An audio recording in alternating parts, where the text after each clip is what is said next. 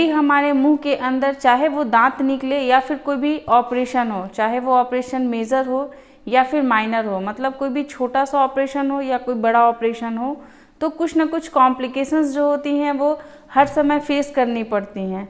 तो ये वीडियो जो है वो इसी कॉम्प्लिकेशंस को कम करेगा। आपको कुछ ऐसे इंस्ट्रक्शन दिए जाएंगे, कुछ ऐसे परहेज मैं भी आपको बताऊंगी जिसको कि करने से आपके जो कॉम्प्लिकेशंस जो आती हैं, जो फेस करना पड़ता है, उसमें काफ़ी कमी आ जाएगी। आप चाहें तो ये वीडियो जो है वो अपने फ्रेंड और फैमिली के साथ भी शेयर कर लें, क्योंकि इसमें हर छोटे छोटे इंस्ट्रक्शन जो है उसको बताया गया है। वीडियो जो है वो काफ़ी इन्फॉर्मेटिव होने वाला है, इसे ध्यान से देखिएगा और समझिएगा स्टेप बाय स्टेप। दोस्तों, कैसे हैं आप सब? मैं आपकी डॉक्टर ज्योति पांडे। सबसे पहले जब भी कभी कोई दांत निकलता है या कोई छोटी ऑपरेशन होती है या कोई बड़ा ऑपरेशन होता है मुंह का, तो बहुत सारे इंस्ट्रक्शन जो है वो डॉक्टर के द्वारा या फिर स्टाफ नर्सेस के द्वारा हमें समझाए जाते हैं। लेकिन कुछ ऐसी चीज़ें होती हैं जो कि शायद मिस हो जाती हैं या फिर हम लोग उस पर ध्यान नहीं देने पाते हैं, जिसकी वजह से काफ़ी कॉम्प्लिकेशंस का सामना करना पड़ता है। तो आपके डॉक्टर आपको जब टाइम पे रिकॉल करते हैं, तब जब उनके पास आप जाते हैं तो आपको ये फील होता है कि कुछ ना कुछ जो है वो परहेज आपसे छूट गया है और आपने सही से नहीं किया है, इसी वजह से आपको ये कॉम्प्लिकेशंस फेस करनी पड़ रही है। मैं इस परहेज को 2 पॉइंट में आपको बताऊंगी। सबसे पहले कि आपको क्या क्या परहेज जो है वो करना चाहिए, जो बहुत ज़्यादा ज़रूरी है। अगर आप इसमें थोड़ी भी कमी करते हैं तो आपके जो जख्म है वो सूखने में टाइम लगते हैं। तो उसमें से सबसे पहला जो पॉइंट होता है जो आपको करना है वो होता है, जब आपके दांत को निकाला जाता है तो उस निकाली गई जगह पे गॉज पीस या फिर कॉटन जो होता है उसको लगा दिया जाता है, या फिर कोई सर्जरी भी की जाती है, जैसे कि आपकी म्यूकोसिल सर्जरी है या फिर आपकी कोई जिंजाइवा जो बढ़ी हुई होती है उसकी अगर कोई सर्जरी की गई है, या फिर आपके मसूड़ों में कोई पस बन रहा हो वहाँ की अगर सर्जरी की गई है, तो भी उन सर्जरी वाले जगहों पे गॉज पीस या फिर कॉटन स्वैप जो होता है उसको दबा करके रखने के लिए आपको बोला जाता है। और आपको कोशिश करना चाहिए कि ये जो कॉटन का जो टुकड़ा होता है उसे को आपको कम से कम 1 से 1.5 घंटे तक आपको वहीं पे दबाए रखना है। आपको उसको वहाँ से हिलाना डुलाना नहीं है। अगर आप ऐसा करते हैं तो फिर आपकी ब्लीडिंग जो है वो ज़्यादा तेज हो सकती है, इसीलिए आपको कम बात करना है और अपना जो गॉज पीस का टुकड़ा है उसको 1.5 से 2 घंटे के बाद आप उसको निकालें। बहुत सारे लोग ऐसे होते हैं जो कि इन गॉज पीस के जो टुकड़े होते हैं उसको बहुत लंबे समय तक वहाँ पे छोड़ देते हैं, जैसे कि 7 से 8 घंटे तक। वे ऐसा सोचते हैं कि जब वो गॉज पीस के टुकड़े को निकालेंगे तो ब्लीडिंग बहुत ज़्यादा होगी, पर ये गलत है। आपके डॉक्टर ने आपको बोला है कि गॉज पीस के टुकड़े को जल्दी निकालना है तो आप 1.5 से 2 घंटे में उस टुकड़े को निकाल के फेंक दीजिए। सेकेंड जो सबसे कॉमन सा चीज़ है जो आपको करना ही है वो ये है कि आपको दांत निकलवाने के कम से कम 12 घंटे तक आपको कुल्ला नहीं करना होता है। अगर आप बार बार थूकते हैं तो आपकी ब्लीडिंग जो है वो बढ़ सकती है, या आप में जो हीलिंग हो रही थी, जो क्लॉट के टुकड़े थे वो भी डिसॉल्व हो सकते हैं या वो इरिटेट हो सकते हैं। इसी वजह से आपका क्लॉट जो है वहाँ से हट जाएगा और हीलिंग सही से नहीं होने पाएगी। इसीलिए ज़रूरत होती है कि आपको मुंह में जो भी लार बन रहा है उसको आप निगलिए और उसको कुल्ला ना कीजिए। अगर इतना ही आवश्यक है कि आपको कुल्ला करने की ज़रूरत है तो बहुत ही धीरे से अपने मुंह में पानी को लीजिए और उसको ज़्यादा हिलाइए डुलाइए नहीं, और उसको बहुत ही आराम से उसको थूकिए, जिससे कि आपका मुंह जो है वो आपको साफ लगने लगेगा और आपको दिक्कत भी नहीं होगी। थर्ड पॉइंट ये होता है कि जब भी आपका दांत निकाला जाता है तो दांत निकालने के बाद या फिर कोई भी जब सर्जरी की जाती है तो उस सर्जरी के 24 घंटे के बाद आपको ये बताया जाता है कि आपको हल्के गुनगुने पानी में चुटकी भर सफ़ेद वाला नमक को मिला करके उससे आपको अच्छे से कुल्ला करना है। मतलब दिन में कम से कम 3 से 4 बार कुल्ला करना है। ये कुल्ला जब आप करते हैं तो आपका मुंह जो है वो बिल्कुल साफ़ रहता है, उसमें बैक्टीरियल लोड जो हैं वो कम होने लगते हैं, जिसकी वजह से आपकी हीलिंग जो है वो अच्छे से होती है। जितना ज़्यादा से ज़्यादा आप कुल्ला करते हैं, जितने अच्छे से कुल्ला करते हैं, उतनी जल्दी आपकी जख्म को सूखने के चांसेस जो हैं उतना ही ज़्यादा बढ़ जाते हैं। इसीलिए इस चीज़ पे विशेष ध्यान रखना है।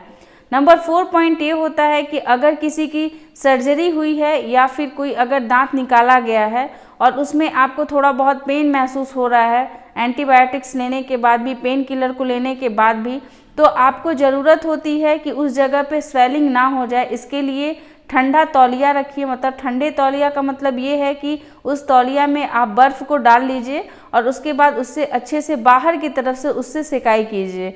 ये करने से आपके जो सूजन होते हैं वो भी कम होने लगते हैं, या फिर सूजन होने के अगर 1% भी चांसेस होते हैं तो बिल्कुल भी सूजन नहीं होते हैं, और इससे आपका दर्द जो है उसमें भी आराम बन जाता है।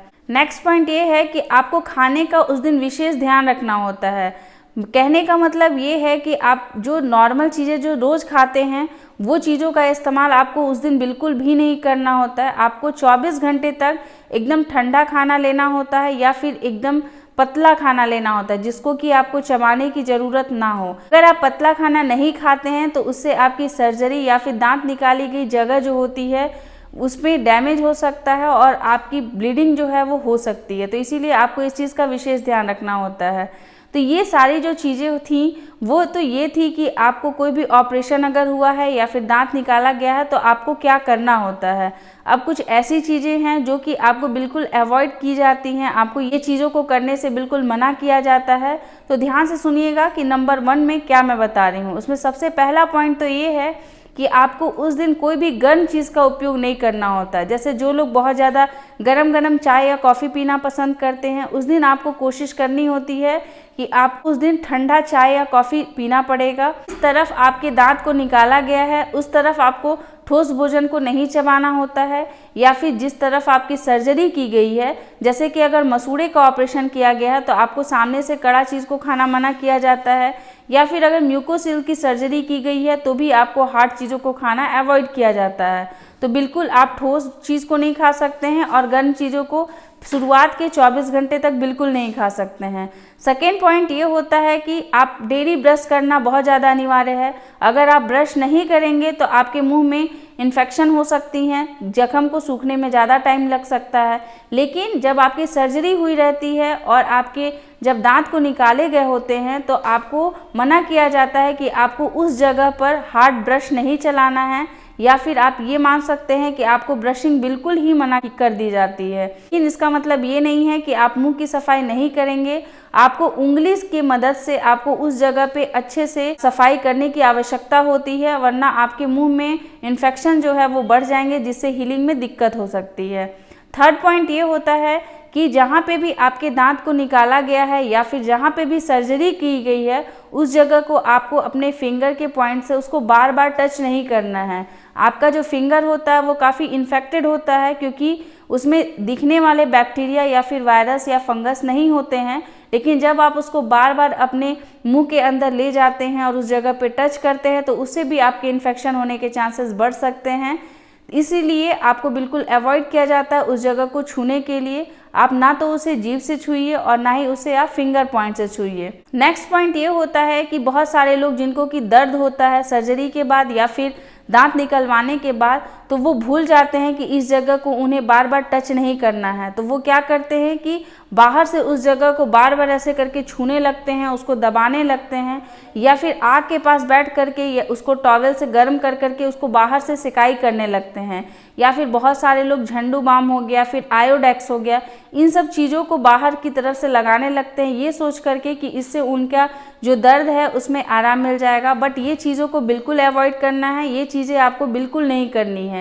ये करने से स्वेलिंग जो है वो ज़्यादा हो सकती है और आपके कॉम्प्लिकेशंस जो हैं वो बढ़ सकते हैं। इसीलिए आपको दांत निकाली गई जगह पे या फिर सर्जरी की हुई जगह को बाहर से भी ना तो बार बार टच करना है, ना तो आग से सिकाई करनी है, और ना ही किसी प्रकार का कोई जेल या बाम वहाँ पे अप्लाई करना है। नेक्स्ट पॉइंट ये होता है बहुत सारे लोग ऐसे होते हैं जो कि सर्जरी करने के बाद या फिर दांत निकलवाने के बाद वो दवा का सेवन नहीं करते हैं। वो सोचते हैं कि अब आराम से 6 से 8 घंटे के बाद जब रात होगा तो फिर वो खाना खाने के बाद दवा का सेवन करेंगे। ऐसा भी नहीं करना है।